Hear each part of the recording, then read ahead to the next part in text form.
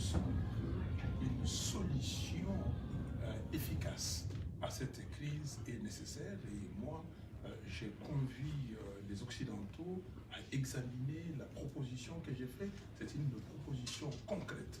Nous disons la vérité des urnes qui se décline en deux volets. Le premier volet, le récomptage des voix. Mais je comprends que le récomptage des voix aujourd'hui, c'est un exercice très difficile parce que la CENI n'a pas de PV. Alors, deuxième volet, refaire les élections. C'est possible. On réclame au Venezuela des nouvelles élections et nous réclamons aussi des nouvelles élections. Pas simplement l'élection présidentielle, mais l'élection présidentielle, législative nationale et législative provinciale. Parce que tout a été fabriqué. Tous les résultats ont été fabriqués. Il y a des députés, c'est vrai, qui ont été élus, mais il y a plus de députés nommés par M. Nanga. Donc on doit résorber cette crise de légitimité. Est-ce qu'il y a un rôle spécifique pour la Belgique, vous estimez? Oui, la Belgique a un rôle spécifique. La Belgique a été toujours en avant dans ce qui se passe au Congo. Nous avons des relations privilégiées et nous avons une diaspora ici importante et nous pensons que la Belgique a un rôle très important dans le dénouement de la crise post-électorale au Congo. Est-ce que vous serez reçu par certains politiciens belges de haut niveau? Tout à fait. Tout à fait. Je serai reçu. Quelle peut être la position? Le fait qu'ils reçoivent quelqu'un qu'ils ne reconnaissent pas comme président du Congo? Mais non, ce n'est pas à eux de reconnaître ou de ne pas reconnaître. Vous avez suivi M. Jean-Yves Le Drian, le ministre des Affaires étrangères français, qui a dit que ce qui s'est passé au Congo, c'était un compromis à l'africaine. Ça veut dire que c'est un arrangement malheureux et c'est un arrangement en dehors du peuple congolais. Et c'est que moi, je vais dire aujourd'hui aux Occidentaux, c'est que le peuple congolais, c'est lui le souverain. Le peuple congolais est allé aux élections et le peuple congolais a choisi des dirigeants. Et ce sont ces dirigeants qui doivent gouverner le pays et pas d'autres personnes. Donc maintenant, on parle de la paix. De quelle paix parlons-nous? Parce que je peux aujourd'hui donner des mots d'ordre pour que le peuple ne suive pas ce que M. Tshisekedi va dire. M. Tshisekedi, en plus de ne pas avoir de légitimité, il n'a aucun contrôle. Parce qu'il a été désigné par M. Kabila qui contrôle tout. Or, le peuple, qu'est-ce qu'il a voulu? Le peuple a voulu les changements. Le changement de quoi? Les changements du système. Or, le système Kabila demeure. M. Tshisekedi n'est qu'un masque et rien ne changera. Donc, si nous voulons le statu quo, allons-y. Et si nous voulons changer les choses, changeons-le, et c'est ce que je dis aux Occidentaux. Les Occidentaux nous ont appris les valeurs judéo-chrétiennes, entre autres valeurs d'intégrité. Est-ce que là, c'est vraiment l'intégrité qui prévaut ou c'est la fraude? Donc, si on a établi dans une nouvelle démocratie, une nouvelle règle dans la démocratie, c'est on joue à qui perd gagne, allons-y et disons aux Congolais, les élections maintenant, faites tout pour perdre parce que c'est vous qui serez le vainqueur. Comment vous interprétez la dernière position des évêques de l'Église catholique? Pour nous, les gens de l'extérieur, il me semble qu'ils sont en train de prendre un certain virage, qu'ils estiment que ça ne vaut plus la peine d'exiger vraiment cette vérité des urnes. Ou est-ce que vous êtes plus optimiste? Non, je suis plus qu'optimiste. Le cardinal Mosengo l'a bien dit ici en Belgique. C'est Fayoulou qui a gagné et il faut la vérité des gens. On lui a posé la question, où ira-t-il dans cette recherche de la vérité des gens? Il a dit qu'il ira jusqu'où Fayoulou ira. Donc, nous irons ensemble. Monseigneur Outembi, à Rome, il a bien dit que la vérité étant une valeur émanant de la justice, il faut la rétablir, il faut la vérité.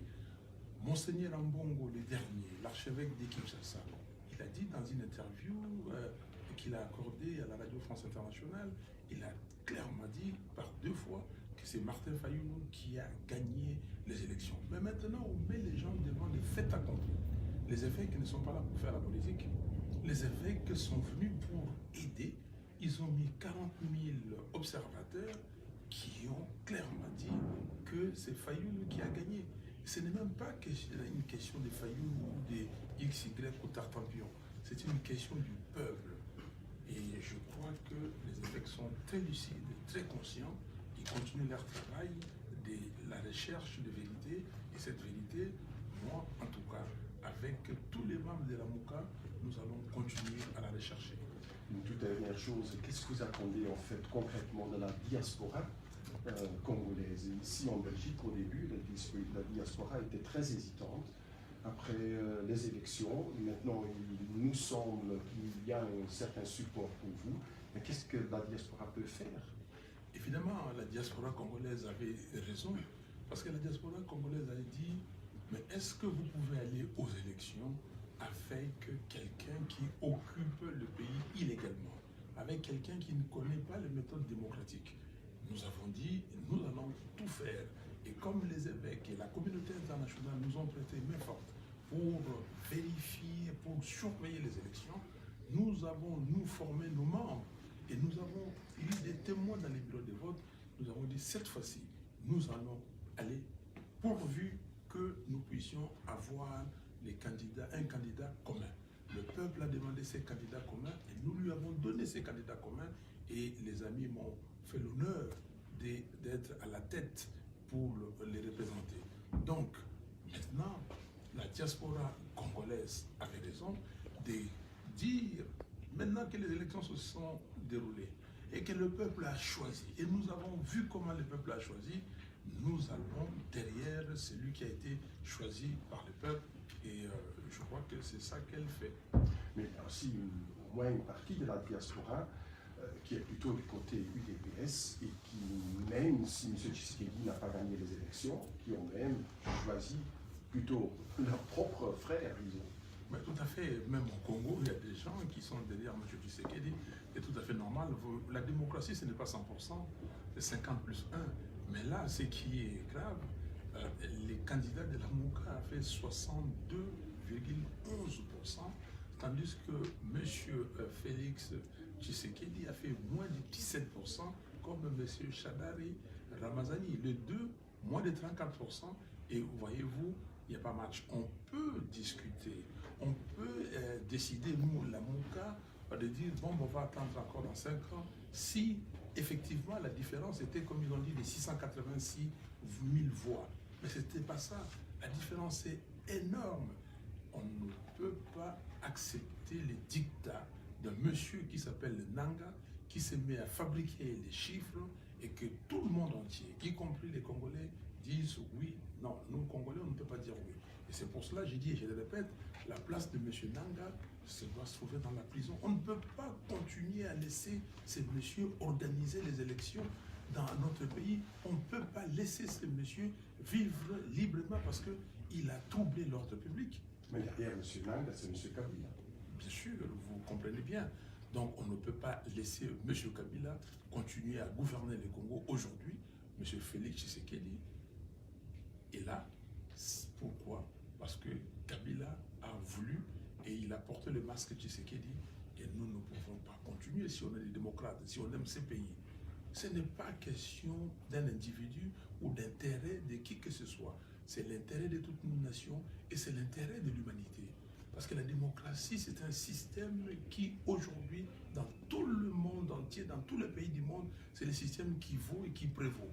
Donc, si nous, on galvaude la démocratie, si nous, au Congo, on se dit, voilà, on accepte, qu'est-ce qu'on va enseigner aux étudiants qui étudient les droits constitutionnels? Qu'est-ce qu'on va enseigner aux élèves dans les cours de civisme ou l'éducation à la citoyenneté? Donc, nous avons un rôle pédagogique pour dire non à tous ceux qui n'entrent pas dans les valeurs, comme j'ai dit tout à l'heure, judéo-chrétiennes. Merci beaucoup. C'est moi qui vous remercie. Belka? Oui. Voilà, là c'est Hôtel Hilton, Bruxelles, le 9 mars. C'était avec la télé VRT, donc là ça va continuer avec... ça continue avec qui? Belka? Avec Belga. Belga Presse. Avec Belga Presse, on continue. La Libre Belgique. Ensuite, ça va être la Libre Belgique. Et pour finir avec Bundes Africa de Allemagne. Ok, on va finir avec Bundes Africa d'Allemagne. Voilà, on est encore loin. Ok.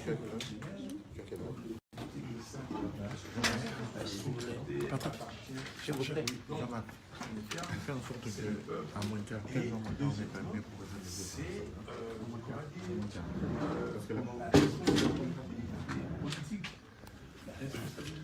Pardon. Si les politiques tous, nous sommes responsables, nous sommes conscients qu'il y a une crise post-électorale et que cette crise ne mènera nulle part, ou en tout cas ne mènera pas au développement, à la paix, à la sécurité comme d'aucuns l'ont prétendu, il est nécessaire qu'on se mette autour d'une table, et c'est ça une solution, c'est de se mettre autour d'une table pour trouver la solution. Et donc quoi, un nouveau dialogue intercongolais, une nouvelle table ronde C'est pas un dialogue intercongolais où on mettra tout le monde, mais c'est une discussion, un dialogue entre les parties prenantes, et nous connaissons les parties prenantes, il n'y en a pas 36, il y a deux parties prenantes, il y a FCC Bar Cash d'un côté, et de l'autre côté, il y a la Mouga. Et comment, à part le peuple, parce que jusqu'à présent, les manifestations d'opposition aux résultats ont été relativement limitées, on a l'impression que plus le temps passe, plus le peuple peut-être se résigne quelque part. Le peuple ne se résigne pas. Vous voyez, les élections se sont passées il y a un temps. Je suis venu ici, vous avez vu laquelle, et je ne sais pas si vous avez vu des vidéos là où j'ai été à Butembo, à Beni, à Goma et partout. Et ça va continuer. J'irai ailleurs. Oui, j'irai ailleurs. Ce n'est pas fini et on ne peut pas penser que cela soit fini. Parce que M. Kabila, en 2011, c'était la même chose. Il a crié que, après avoir volé la victoire à Tshisekedi, Étienne, et c'était fini pour ce qu'il a appelé l'opposition, ce qui était l'opposition de l'époque. Mais nous, aujourd'hui, nous ne sommes pas d'opposition. Nous sommes du pouvoir. Nous sommes du pouvoir du peuple. Mais en 2011-2012, on a commencé comme on est en train de faire maintenant, des discussions pour avoir des dialogues et trouver une solution adéquate. Il y a certains pays occidentaux qui ont entêté M. Kabila et il est parti, mais très vite il s'est ravisé, il a vite convoqué les concertations nationales. Les concertations nationales ont bien eu lieu et nous n'étions pas là. Il a vu que c'était un échec. Il a commencé à convoquer d'autres réunions. Il a eu des relations, bien sûr, en cachette, en catimini avec l'UDPS. Rappelez-vous des Venise, rappelez-vous des Ibiza, Monaco, Paris. Il y a eu des réunions. Rappelez-vous qu'à un moment donné, dans ces discussions, M. Félix Tshisekedi devait être rapporteur de la Commission électorale nationale indépendante. Rappelez-vous le fait que le président Tshisekedi n'a pas voulu et lui non plus il ne pouvait pas répondre positivement et il a été exclu de l'Assemblée nationale pour ça. Donc, et jusqu'à ce que nous avons eu les dialogues de la Cinco organisés par les évêques catholiques. Mais tout ça, pourquoi? Parce que Kabila s'est entêté au départ, certaines personnes l'ont suivi dans ce sens et nous avons eu ce que nous avons eu. Aujourd'hui, ça sera la même chose. Sinon, demain, comment voulez-vous organiser les élections au Congo et que les gens répondent positivement? Personne ne répondra. Tous ces jeunes gens, tous ces enfants qui ont 13 ans aujourd'hui, dans 5 ans, 13, 14, 15, 16, qui n'ont pas voté, dans 5 ans, ils seront des millions. Mais et ils comprennent très bien. Même un enfant de 10 ans, même de 7 ans, a compris ce qui s'est passé. Et comment voulez-vous que dans 5 ans, les gens puissent se ruer devant les bureaux de vote comme ils l'ont fait dernièrement? À l'international, votre tentative de recours devant une cour à l'international, africaine, oui, nous avons été, donc les avocats ont déposé des recours à la cour, une requête à la cour africaine des droits de l'homme et du peuple. Et donc ça c'est le début de l'international. J'irai à Genève, on va continuer avec le Conseil des droits de l'homme des Nations Unies. Et il y aura beaucoup de recours. il y a beaucoup de dossiers de justice qui vont entrer. Est-ce que vous avez étudié ce qui s'est passé au Congo? Ça, je peux rester ici jusqu'à demain, vous parler depuis 2011-2012, ce que M. Kabila a fait. Il a voulu, changer la Constitution, il n'a pas pu. Il a voulu réviser la Constitution, il n'a pas pu. Il a monté toutes les subterfuges possibles, mais jusqu'à fabriquer un fichier électoral de 46 millions d'électeurs. 46 millions d'électeurs. On a nettoyé suite à la pression du mouvement que nous avions, le rassemblement. Suite à cette pression-là, on a élagué 6 millions d'électeurs sur ces fichiers originels de 46 millions. Nous avons eu 40 300 000. Tout le monde vous a dit, et vous-même, vous avez dit qu'il y a eu un mouvement dans les bureaux de vote, c'est dimanche 30. Mais comment conciliez vous le fait qu'il y a eu un mouvement dans les bureaux de vote et que le taux de participation soit seulement de 47%? Et si vous poussez l'analyse plus loin, vous comprendrez très bien que les 10 millions d'effectifs dont on parlait, 10 millions d'effectifs sont là. Parce que le vrai chiffre, c'est 30 millions. Si vous prenez les 30 millions d'électeurs, 30 millions 300, vous enlevez les 1 million 300 des circonscriptions qui n'ont pas voté, c'est-à-dire Yumbi, Butembo, Béniville et Béni-Territoire, vous avez 29 millions. Et si vous prenez les 18 millions, 18 millions 400, divisé par ces 29 millions, vous avez un taux de participation qui approche de 65%. Exactement le taux de participation que le Sénégal vient de connaître. Et c'est ça la vraie situation. Vous n'avez pas peur que la coalition Lamouka s'effiloche petit à petit? On a déjà vu que certains étaient prêts à rallier la majorité. Qui de Lamouka est prêt à rallier la majorité? Certains semblent prêts. Non, il faut me dire qui est. Je vous donne la réponse précise. J'ai besoin d'une question précise parce que Lamouka est là. Il y a eu un certain nombre de déclarations disant que Lamouka n'était qu'une coalition électorale. Mais qui des leaders, les leaders de Lamouka sont, je vais vous le donner, disons-les à deux ordres, il y a M. Jean-Pierre Bemba, M. Moïse Katumbi, M. Adolphe Mouzito, M.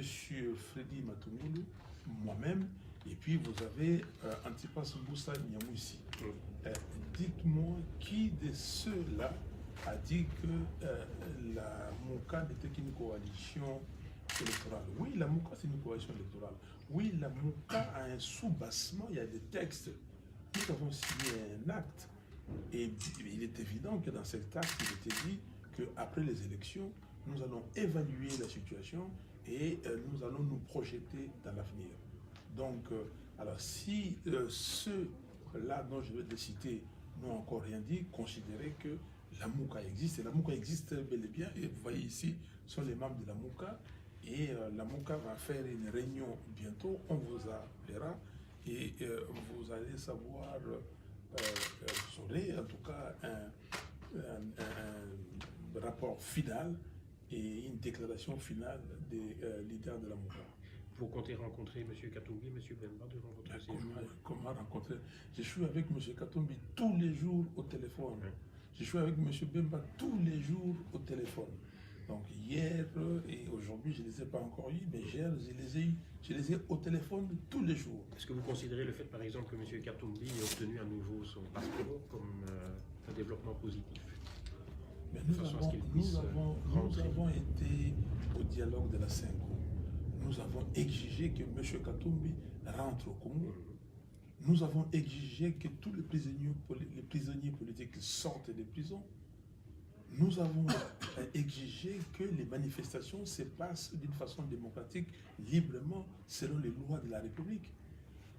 Nous avons demandé que les droits de l'homme ne soient plus bafoués. M. Katumbi a demandé son passeport depuis, et s'il l'obtient, ce n'est que normal. Il devait l'obtenir. Mais vous savez que nous-mêmes, même qui étions à Kinshasa, au Congo, on nous faisait des problèmes pour renouveler nos passeports. Pour renouveler mon passeport, des fois, j'ai dû avoir des prises de bec avec M. Kalev. Il y a des gens au Congo, le professeur Kalele est resté 2 ans sans passeport. Donc nous sommes tout à fait contents que M. Katumbi ait eu son passeport pour pouvoir voyager librement. Parfait. Je vous remercie. Oui, écoutez. Oui, bien sûr, je ne me suis pas privé. Ok. D'accord. Bon, maintenant ça va être la libre. C'est quoi? Là, ça va être l'interview avec la libre. Bon, bah, c'est avec la Miss Epiphanie. D'accord. On va faire la libre maintenant qui commence. Donc, là, ça va être avec la libre.be. Je crois que c'est ça. Et je vous reviens tout de suite.